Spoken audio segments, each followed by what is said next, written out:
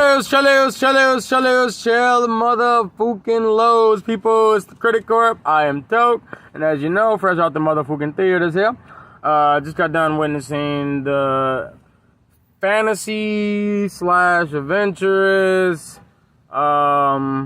children's film called Sketch. But I honestly think this film should have been rated PG-13 instead of just PG, cause yeah, it was just it was kind of some pretty creepy, dark material going on in this film, man.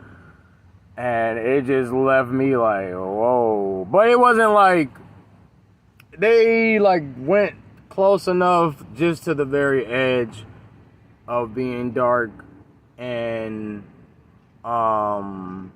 experimenting, or even giving us just that even little speck of thought that like some blood may be shed through this boy. Like, it was almost there with it.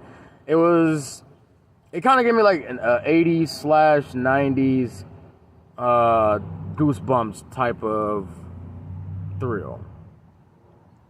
You know, it starts out a little slow, suspenseful and whatnot, but that's what partially impressed me the most with this film.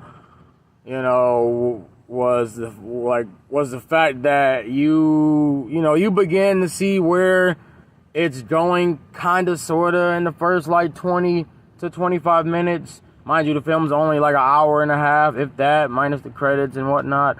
But it just doesn't feel as predictable as as it perceives. And that's what really made me not, just think absolutely the worst about this film. Cause I went into like blind, completely blind. Like, I looked up the trailer as I was walking in, but I was already committed. I was already committed by then. I was just interested to see, like, as far as like the casting and whatnot, because I had looked it up or whatever. Tony Hale was in it, shockingly, as a leading role for once. What's with these, that's 2 for 2 now. First fucking Taron Egerton, and now Tony Hale, like, and then they got the little kids in it as their dynamic duo. Both films, like, yeah, okay, I'm with it. Hell yeah. Family friendly with a little bit of dark humor. Not dark humor, but dark and humorous moments through it. I mean, I ain't about to compare the two, because She Rides Shotgun is way, way darker than this film. That film was not for kids. But all the other, things that tie in, them both having children in it, and adults and whatnot, and that type of deal, them generating it around a father and their child bond type of deal.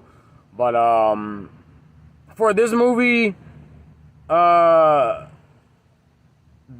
at its core is about grief. It's really, the movie was really, the message was about grief. There was like some real what the fuck moments for real, but absolutely just like explaining ultimately how life isn't all sunshine and rainbows. There's always a yin and a yang, and there's no such thing as a easy, smooth selling lifestyle. You know, you gotta deal with it and keep it rolling. You may get some very, very dampered thoughts along the way, but you got to prosper from it, you know. And it explored that. It explored the complicated emotions pretty well, pretty well. Like, man, it was very dark, moving, creative, and real in every single way. And I love the VFX in this film. It looked great, bro. Like, that was the real like deal breaker for me to make it my rating so high as it is, you know, a 7 out of 10 or whatever, or a 6.7 out of 10. Was the effects and the CGI and all that of the monsters, bro. It was very. They did their thug dizzle. They did their thug dizzle. I ain't gonna lie. It was dope. It was dope.